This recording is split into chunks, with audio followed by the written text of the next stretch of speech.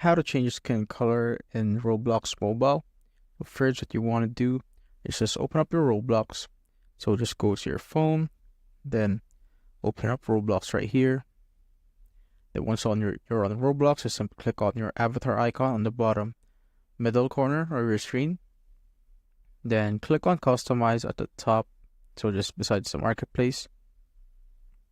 Then what you want to do now is just click on Head and Body. Here on the navigation bar right there.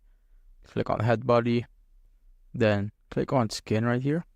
And now, as you can see, there are a ton of skin color that you could choose from. It could either be pink, brown, right here, yellow, blue. Let's say you want purple right here, so you can also change the lightness and darkness of it. Let's say you want this one, or right in the middle. As you can see, you have now changed the color. Now you could go back and it automatically saves just like so. Now when you go back right here, it's now set to that particular skin color that you have set. And that's how you basically change the skin color on Roblox Mobile.